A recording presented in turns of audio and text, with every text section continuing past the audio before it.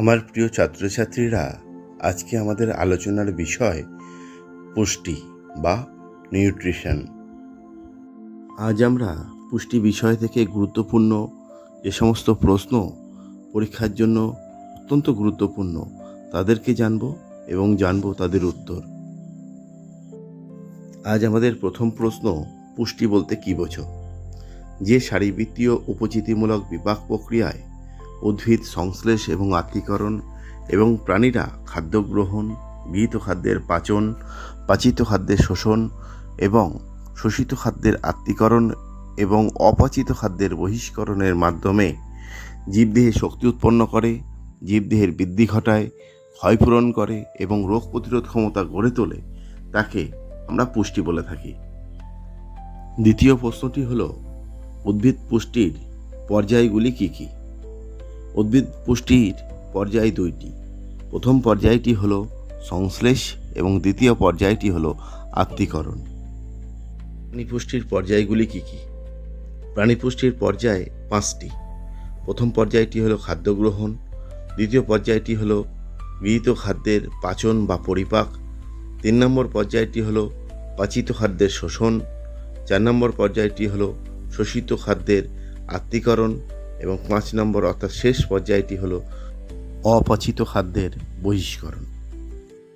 পরে 4 নম্বর প্রশ্নটি আমরা এখন দেখে নেব। 4 নম্বর প্রশ্নটি হল, পাচন বা পরিপাক বলতে কী বোঝো? এটি প্রাণী পুষ্টির দ্বিতীয় পর্যায়। এই পর্যায়ে জটিল খাদ্যবস্তু উৎসেচকের প্রভাবে জারিত হয়ে সরল খাদ্যবস্তুতে পরিণত হয়। একে আমরা পাচন বা পরিপাক বলে থাকি। পরের প্রশ্নটি হলো, শোষণ বলতে কী বোঝো? শোষণ প্রাণী পুষ্টির একটি পর্যায়। এই পর্যায়টি পরিপাক বা পাচনের পর সম্পন্ন হয়ে থাকে। এই পর্যায়ে সরল খাদ্যবস্তু রক্তের সাথে সরাসরি মিশে যায়। ক্ষুদ্রান্তে এই ঘটনাটি সম্পন্ন হয়ে থাকে। ক্ষুদ্রান্তের ভিলাই এই কাজে সহায়তা করে থাকে। আত্তীকরণ বলতে কী বোঝো? আত্তীকরণ হলো উদ্ভিদ এবং প্রাণী পুষ্টির একটি সাধারণ পর্যায়। এই পর্যায়ে কোনো একটি বস্তু কোষস্থ যৌগে পরিণত হয়। কোনো বস্তুর কোষস্থ যৌগে পরিণত হওয়ার ঘটনাকে আমরা আত্তীকরণ বলে থাকি। পরের প্রশ্নটি হলো, পুষ্টি কয় প্রকার ও কী কী? পুষ্টিকে আমরা মূলত দুটি ভাগে ভাগ করতে পারি। একটি হলো স্বভোজী পুষ্টি এবং অপরটি হলো পরভোজী পুষ্টি। যে পুষ্টি পর্যায়ে জীব নিজের খাদ্য নিজে প্রস্তুত করতে পারে তাকে আমরা স্বভোজী পুষ্টি বলি। এদের শরীরে ক্লোরোফিল থাকে, ফলে এরা সালোক সংশ্লেষের মাধ্যমে নিজের খাদ্য নিজে প্রস্তুত করতে পারে। যেমন ক্লোরোফিলযুক্ত জীব, সবুজ উদ্ভিদ, প্রাণীদের মধ্যে ইউগ্লিনা ক্রাইসামিবা এই স্বভোজী পুষ্টি সম্পন্ন করে থাকে। যে পুষ্টি পর্যায়ে জীব নিজের খাদ্য নিজে প্রস্তুত করতে পারে না, অন্যের উপর নির্ভর করতে হয়, তাকে আমরা পরভোজী পুষ্টি বলে থাকি। পরভোজী পুষ্টিকে আমরা পুনরায় 4 ভাগে ভাগ করতে পারি। প্রথমটি হলো মৃতজীবী পুষ্টি। এই প্রকার পুষ্টি সম্পাদনকারী জীব মৃত প্রাণীদের বা জীবেদের খাদ্য হিসেবে গ্রহণ করে। এদেরকে আমরা মৃতজীবী পুষ্টি বলে থাকি। যেমন যাবতীয় ছত্রাক এই মৃতজীবী পুষ্টি সম্পন্ন করে থাকে। পরেরটি হলো পরজীবী পুষ্টি। এই পুষ্টি পর্যায়ে কোনো একটি জীব জীবিত অন্য কোনো জীবের দেহ থেকে খাদ্য রস শোষণ করে থাকে। এই ধরনের পুষ্টিকে আমরা পরজীবী পুষ্টি বলে থাকি। উদ্ভিদের মধ্যে স্বর্ণলতা এবং প্রাণীদের মধ্যে কৃমি, উকুন এদের এই পরজীবী পুষ্টি লক্ষ্য করা যায়। পরের পুষ্টি পর্যায়টিকে আমরা মিথজীবী পুষ্টি নামে জেনে থাকি। এই পুষ্টি পর্যায়ে দুটি জীব পরস্পরের সাহচর্যে বেঁচে থাকে, অর্থাৎ একে অপরকে সাহায্য করার মাধ্যমে এই প্রকার পুষ্টি পর্যায় সম্পন্ন হয়ে থাকে। লাইকেনের পুষ্টিকে আমরা মিথজীবী পুষ্টি বলে থাকি। লাইকেন হলো এক বিশেষ প্রকারের শৈবাল এবং ছত্রাকের মিথজীবী সহাবস্থান। পরের পুষ্টি পর্যায়টি হলো পতঙ্গভোগ উদ্ভিদ। উদ্ভিদের ক্ষেত্রে এই ধরনের পুষ্টি পর্যায় লক্ষ্য করা যায়। কিছু কিছু উদ্ভিদ আছে যেমন সূর্য শিশির, কলসপত্রী, পাতাঝাঁঝি, এরা পতঙ্গকে খাদ্য হিসেবে গ্রহণ করে এবং তাদের দেহ থেকে পুষ্টিরস শোষণ করে থাকে। এই ধরনের উদ্ভিদকে আমরা পতঙ্গভুক উদ্ভিদ বলে থাকি। এবার পরের প্রশ্নটিতে যাওয়া যাক। মানুষের পৌষ্টিকতন্ত্রের গঠন আলোচনা করো। মানুষের পৌষ্টিকতন্ত্র দুটি অংশ নিয়ে গঠিত। একটি হলো পৌষ্টিক নালী এবং হলো পৌষ্টিক গ্রন্থি। পৌষ্টিক নালী মুখছিদ্র থেকে শুরু করে বায়ুছিদ্র পর্যন্ত বিস্তৃত দীর্ঘ নলাকার অংশ। পৌষ্টিক নালীর অংশগুলি যথাক্রমে মুখছিদ্র, মুখবিবর, গলবিল, গ্রাসনালী, পাকস্থলী, ক্ষুদ্রান্ত, বৃহদান্ত এবং বায়ুছিদ্র। পৌষ্টিক নালীর পাকস্থলী অংশটিকে আমরা দুটি ভাগে ভাগ করতে পারি। একটি হলো হৃৎপাকস্থলী, অর্থাৎ পাকস্থলীর যে অংশ হৃৎপিণ্ডের দিকে অবস্থান করে তাকে হৃৎপাকস্থলী বলা হয়, এবং দ্বিতীয় অংশটি হলো প্রণালিকা পাকস্থলী। পাকস্থলীর যে অংশটি ক্ষুদ্রান্তের দিকে অবস্থান করে তাকে প্রণালিকা পাকস্থলী বলা হয়ে থাকে। মানুষের ক্ষুদ্রান্ত অংশটিকে তিনটি অংশে ভাগ করা যায়। প্রথম অংশটি হলো ডিওডিনাম, পরের অংশটি হলো জেজুনাম এবং শেষ অংশটিকে আমরা ইলিয়াম নামে জেনে থাকি। পরিপাকনালীর বৃহদন্ত অংশটিকে আমরা চারটি অংশে ভাগ করে থাকি। প্রথম অংশটি হলো সিকাম, তারপরে হলো কোলন, তারপরে হলো মলাশয় এবং সর্বশেষ অংশটি হলো বায়ুছিদ্র। এতক্ষণ আমরা পৌষ্টিক নালীর বিভিন্ন অংশকে নিয়ে আলোচনা করলাম। এখন আমরা মানুষের পৌষ্টিক গ্রন্থিকে ভালো করে দেখে নেব। মানুষের পৌষ্টিক গ্রন্থিগুলি পৌষ্টিক নালীর ভিতরে এবং বাইরে অবস্থান করে থাকে। পৌষ্টিক নালীর ভিতরে যে সমস্ত পৌষ্টিক গ্রন্থি লক্ষ্য করা যায় সেইগুলি হলো প্যারোটিড, সাবলিঙ্গুয়াল এবং সাবমেন্ডিবুলার গ্রন্থি।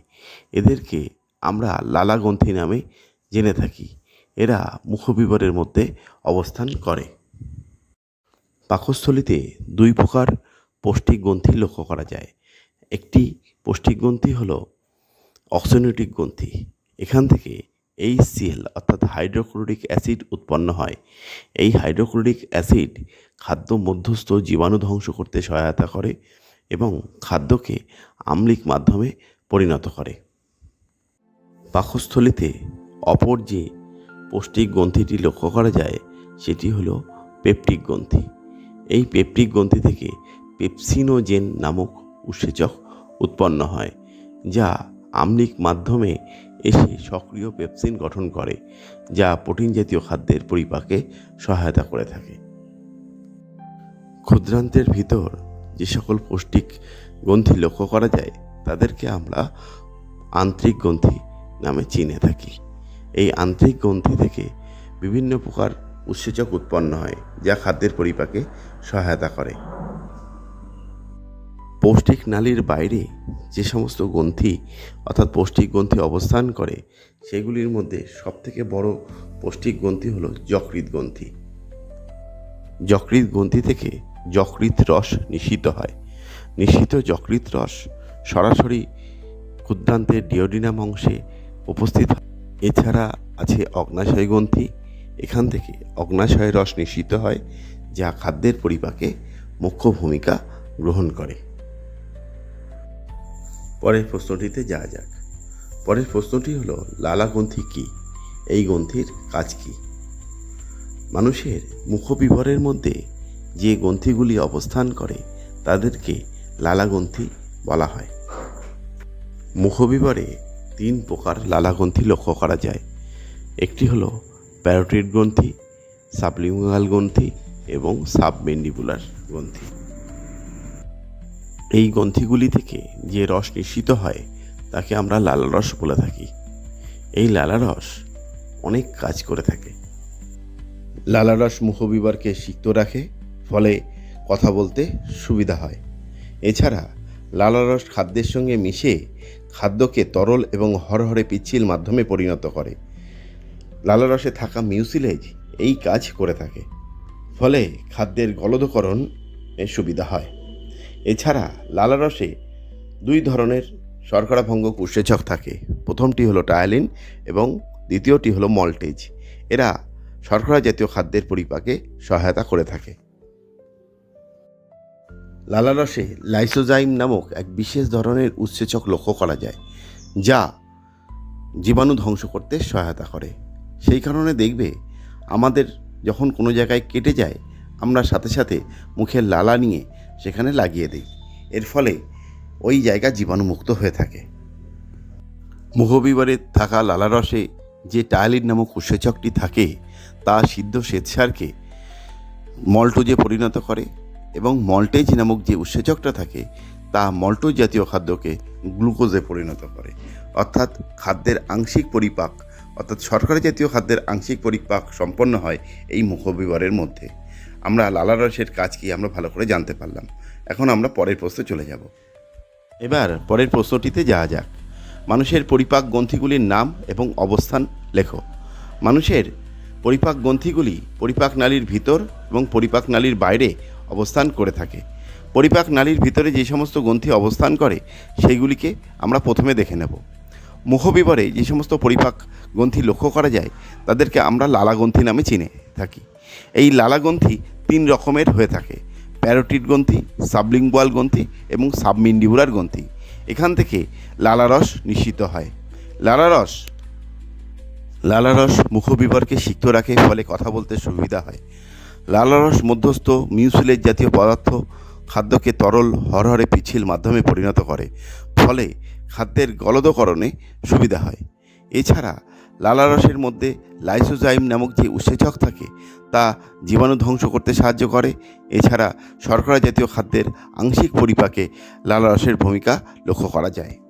এরপর আমরা পাকস্থলিতে যদি চলে যাই, পাকস্থলিতে আমরা 2 ধরনের গ্রন্থি লক্ষ্য করে থাকি।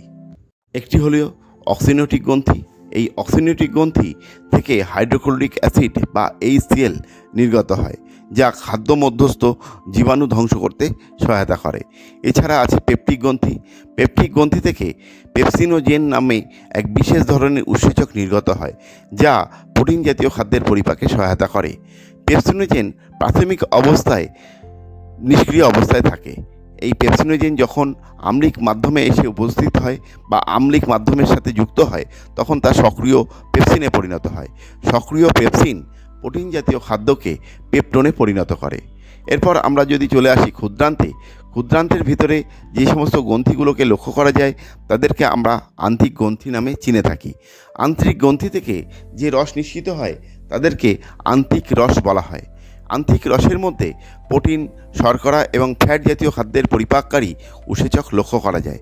অর্থাৎ আন্ত্রিক রস প্রোটিন, শর্করা এবং ফ্যাট জাতীয় খাদ্যের পরিপাকে সহায়তা করে। এবার আমরা দেখে নেব যে সমস্ত পরিপাক গ্রন্থিগুলি পরিপাক নালীর বাইরে অবস্থান করে তাদের নাম এবং কাজ। পরিপাক নালীর বাইরে অবস্থিত সবথেকে বড় পরিপাক গ্রন্থিটি হল যকৃৎ গ্রন্থি। এই যকৃৎ গ্রন্থি থেকে যকৃৎ রস নিঃসৃত হয়। যকৃৎ থেকে নিঃসৃত হয়ে তা সরাসরি ক্ষুদ্রান্তে এসে উপস্থিত হয় অথবা পিত্ত থলির মধ্যে এসে জমা হতে থাকে, যাকে আমরা পিত্তরস নামে চিনে থাকি। যকৃৎ রস আমাদের শর্করা, প্রোটিন এবং ফ্যাট জাতীয় খাদ্যের পরিপাকে সরাসরি অংশগ্রহণ করে থাকে। এছাড়া অন্য যে গ্রন্থিটি লক্ষ্য করা যায় সেটি হলো অগ্নাশয় গ্রন্থি। অগ্নাশয় গ্রন্থি থেকে অগ্নাশয় রস উৎপন্ন হয়। এই অগ্নাশয় রস খাদ্যের পরিপাকে সহায়তা করে থাকে। আমার প্রিয় ছাত্রছাত্রীরা, নিশ্চয়ই তোমরা পরিপাক গ্রন্থিগুলির নাম এবং তাদের অবস্থান এবং কাজ সম্পর্কে একটা ধারণা লাভ করেছো এই প্রশ্ন উত্তর পর্ব থেকে। এবার আমরা পরের প্রশ্নে চলে যাব। পরের প্রশ্নটি দেখে নেওয়া যাক। পরের প্রশ্নটি হলো, বহিষ্করণ বলতে কী বোঝো? বহিষ্করণ হলো প্রাণী পুষ্টির শেষ পর্যায়। এই পর্যায়ে খাদ্যের অপাচিত অংশ অর্থাৎ খাদ্যের অসার অংশকে দেহের বাইরে বার করে দেওয়ার পদ্ধতিকে আমরা বহিষ্করণ বলে জানি। অর্থাৎ খাদ্যের অসার অংশকে দেহের বাইরে বার করে দেওয়ার পদ্ধতিকে বহিষ্করণ বলা হয়ে থাকে। পরের প্রশ্নটিতে যাওয়া যাক। অক্সিনোটিক গ্রন্থি কোথায় থাকে, এর কাজ কী? অক্সিনোটিক গ্রন্থি মানুষের পাকস্থলিতে অবস্থান করে। হাইড্রোক্লোরিক অ্যাসিড উৎপন্ন করাই অক্সিনোটিক গ্রন্থির প্রধান কাজ। পরের প্রশ্নটি হলো, পেপটিক গ্রন্থি কোথায় থাকে এবং এর কাজ কী? পেপটিক গ্রন্থি মানুষের পাকস্থলীতে অবস্থান করে। পেপটিক গ্রন্থির প্রধান কাজ পেপসিনোজেন নামক উৎসেচক উৎপন্ন করা। পরের প্রশ্নটি হলো, মানুষের সবথেকে বড় পরিপাক গ্রন্থির নাম কি? মানুষের সবথেকে বড় পরিপাক গ্রন্থির নাম যকৃৎ বা লিভার। পরের প্রশ্নটি হলো, আন্ত্রিক গ্রন্থি কোথায় থাকে এবং কাজ কি? আন্ত্রিক গ্রন্থি ক্ষুদ্রান্তের মধ্যে অবস্থান করে। আন্ত্রিক গ্রন্থির কাজ হলো আন্ত্রিক রস উৎপন্ন করা। আন্ত্রিক রস শর্করা, প্রোটিন এবং ফ্যাট জাতীয় খাদ্যের পরিপাকে সাহায্য করে থাকে। পরের প্রশ্নটি হলো, ভিলাই কি? ক্ষুদ্রান্তের অন্তঃপ্রাচীরে যে আঙুলের ন্যায় প্রবর্ধক লক্ষ্য করা যায় তাকে আমরা ভিলাই বলে থাকি। এই ভিলাই রক্তজালক সমৃদ্ধ হয়ে থাকে। ভিলাইয়ের মাধ্যমে খাদ্যের পুষ্টিরস শোষিত হয়। পরের প্রশ্নটি হলো, খাদ্য কি? খাদ্য কয় প্রকার ও কী কী? যে সকল আহার্য বস্তু গ্রহণ করলে জীবদেহে শক্তি উৎপন্ন হয়, জীবদেহের বৃদ্ধি ঘটে, জীবদেহের ক্ষয়পূরণ হয় এবং রোগ প্রতিরোধ ক্ষমতা গড়ে ওঠে তাকে আমরা খাদ্য বলে থাকি। খাদ্য মূলত দুই প্রকার হয়। এক হলো দেহ পরিপোষক খাদ্য এবং অন্যটি হলো দেহ সংরক্ষক খাদ্য। যে সকল খাদ্য গ্রহণ করলে জীবদেহে শক্তি উৎপন্ন হয়, জীবদেহের বৃদ্ধি ঘটে এবং ক্ষয়পূরণ হয় তাকে আমরা দেহ পরিপোষক খাদ্য বলে থাকি। যেমন শর্করা, প্রোটিন ও ফ্যাট জাতীয় খাদ্য। শর্করা পরিপাকে আমাদের 4.2 কিলোক্যালোরি শক্তি উৎপন্ন হয় প্রতি গ্রাম থেকে। ঠিক তেমনিভাবে প্রোটিন জাতীয় খাদ্যের পরিপাকে প্রতি গ্রাম থেকে আমরা 4.3 কিলোক্যালোরি শক্তি পেয়ে থাকি এবং ফ্যাট জাতীয় খাদ্যের পরিপাকে 9.3 কিলোক্যালোরি শক্তি পেয়ে থাকি আমরা প্রতি গ্রাম ফ্যাটের জারণের ফলে। যে সকল খাদ্য দেহের রোগ প্রতিরোধ ক্ষমতা গড়ে তোলে তাদেরকে আমরা দেহ সংরক্ষক খাদ্য বলে থাকি। দেহ সংরক্ষক খাদ্য হলো ভিটামিন এবং খনিজ পদার্থ। পরের প্রশ্নটি হলো, ভিটামিন কি? ভিটামিন এক প্রকার দেহ সংরক্ষক খাদ্য, অর্থাৎ ভিটামিন আমাদের শরীরে রোগ প্রতিরোধ ক্ষমতা গড়ে তোলে। ভিটামিন মূলত দুই প্রকারের হয়ে থাকে। এক তেলে দ্রবণীয় ভিটামিন বা ফ্যাটে দ্রবণীয় ভিটামিন এবং অন্যটি হলো জলে দ্রবণীয় ভিটামিন। তেলে দ্রবণীয় ভিটামিনগুলির মধ্যে উল্লেখযোগ্য হলো vitamin A, vitamin D, vitamin E এবং ভিটামিন কে। এবং জলে দ্রবণীয় ভিটামিনগুলি হলো বি, সি এবং পি। দেহ পরিপোষক খাদ্য বলতে কী বোঝো? যে সকল খাদ্য আমাদের দেহের শক্তি উৎপন্ন করে, দেহের বৃদ্ধি ঘটায় এবং দেহের ক্ষয়পূরণ করে তাকে আমরা দেহ পরিপোষক খাদ্য বলে থাকি। শর্করা, প্রোটিন এবং ফ্যাট হলো দেহ পরিপোষক খাদ্য। পরের প্রশ্নটি হলো, দেহ সংরক্ষক খাদ্য বলতে কী বোঝো? যে সমস্ত খাদ্য দেহের রোগ প্রতিরোধ ক্ষমতা গড়ে তোলে তাদেরকে আমরা দেহ সংরক্ষক খাদ্য বলে থাকি, যেমন ভিটামিন এবং খনিজ পদার্থ। পরের প্রশ্নটি হলো, বিপাক কি? ইহা কয় প্রকার ও কী কী? বিপাক জীবদেহে যে সমস্ত রাসায়নিক বিক্রিয়া সকল সময় সংঘটিত হয় তাদেরকে একত্রে বিপাক বলা হয়ে থাকে। বিপাক মূলত দুই প্রকার, উপচিতিমূলক বিপাক এবং অপচিতিমূলক বিপাক। এখন আমরা দেখে নেব উপচিতিমূলক বিপাক বলতে আমরা কি বুঝি। যে বিপাক প্রক্রিয়ায় সরল যৌগ থেকে জটিল যৌগ সৃষ্টি হয়, এক্ষেত্রে জীবদেহের শুষ্ক ওজন বৃদ্ধি পায়। এই ধরনের বিপাক প্রক্রিয়াকে আমরা উপচিতিমূলক বিপাক বলে থাকি। ঠিক অন্যভাবে বলতে গেলে যে বিপাক প্রক্রিয়ায় জটিল যৌগ থেকে সরল যৌগ উৎপন্ন হয় সেক্ষেত্রে জীবদেহের শুষ্ক ওজন হ্রাস পায়। এই ধরনের বিপাক প্রক্রিয়াকে আমরা অপচিতিমূলক বিপাক বলে থাকি। সালোক সংশ্লেষ হলো একটি উপচিতিমূলক বিপাক এবং শ্বসন হলো একটি অপচিতিমূলক বিপাকের সাধারণ উদাহরণ। পরের প্রশ্নটি হলো, গ্রন্থি বলতে কী বোঝো? গ্রন্থি কয় প্রকার ও কী কী? গ্রন্থি হলো এক প্রকার কোষপুঞ্জ যাদের ক্ষরণ ক্ষমতা আছে, অর্থাৎ ক্ষরণ ক্ষমতাযুক্ত কোষপুঞ্জকে আমরা গ্রন্থি বলে জেনে থাকি।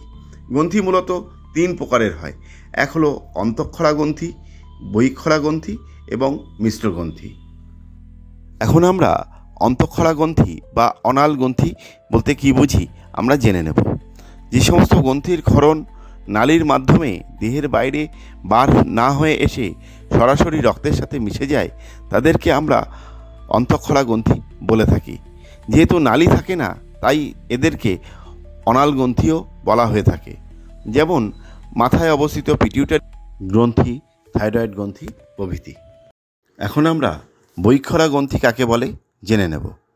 যে সমস্ত গ্রন্থিঘটিত পদার্থ দেহের বাইরে নালীর মাধ্যমে বার হয়ে আসে তাদেরকে আমরা বহিঃক্ষরা গ্রন্থি বলে থাকি। যেহেতু এই প্রকার গ্রন্থির ক্ষেত্রে নালী লক্ষ্য করা যায়, তাই এদের সনাল গ্রন্থিও বলা হয়ে থাকে।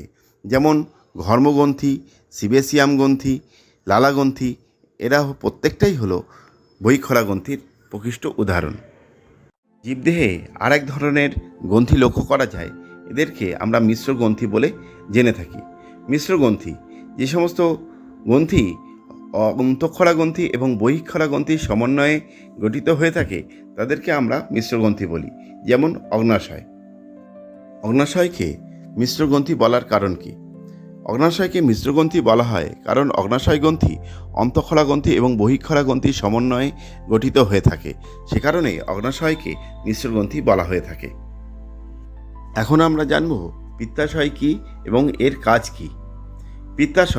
পিত্তাশয় হলো একটি থলি বিশেষ যা যকৃতের কাছে অবস্থান করে। এই পিত্তাশয়ের মধ্যে যকৃৎ নিঃসৃত রস জমা হয়, যা পিত্তরস নামে পরিচিত। পিত্তরস ফ্যাট জাতীয় খাদ্যের পরিপাক এবং শোষণে সহায়তা করে থাকে। আজ আমাদের শেষ প্রশ্নটি হলো, পুষ্টির গুরুত্ব আলোচনা করো। পুষ্টি একটি গুরুত্বপূর্ণ শারীরবৃত্তীয় প্রক্রিয়া। এই পুষ্টির মাধ্যমে জীবদেহে শক্তি উৎপন্ন হয়, জীবের দেহের বৃদ্ধি ঘটে, জীবের ক্ষয়পূরণ হয়, অর্থাৎ কোনো জায়গায় কেটে গেলে সেই জায়গা পরিপূর্ণ হয়ে যায়, আবার আগের অবস্থায় ফিরে আসে, এবং জীবের রোগ প্রতিরোধ ক্ষমতায় এই পুষ্টির গুরুত্ব অত্যন্ত গুরুত্বপূর্ণ। এখানে আমি 25টি মতো প্রশ্ন তোমাদের জন্য নির্বাচিত করেছি, যেগুলো পরীক্ষার জন্য অত্যন্ত গুরুত্বপূর্ণ বলে আমি মনে করছি। এই প্রশ্নগুলো উত্তর যদি তোমরা একবার সঠিকভাবে তৈরি করে নিতে পারো, তোমাদের পরীক্ষার ফলাফল ভালো হবে বলে আমি আশা রাখছি। এখানে প্রতিটি প্রশ্ন এবং তাদের সম্ভাব্য উত্তর কেমনভাবে লিখতে হবে সেই বিষয় নিয়ে আলোচনা করা হয়েছে। তোমরা এই বিষয়টাকে গুরুত্ব সহকারে ভালো করে ভিডিওটিকে দেখবে এবং প্রশ্নগুলোর উত্তর তৈরি করবে। আশা করছি ভিডিওটি তোমাদের ভালো লাগবে। যদি ভিডিওটি তোমাদের ভালো লেগে থাকে তাহলে অবশ্যই কমেন্ট করবে এবং শেয়ার করে তোমাদের বন্ধুবান্ধবদের এই বিষয়গুলিকে জানার জন্য আরও উৎসাহিত করে তুলবে। আশা করছি তোমাদের মঙ্গল হবে এর থেকে।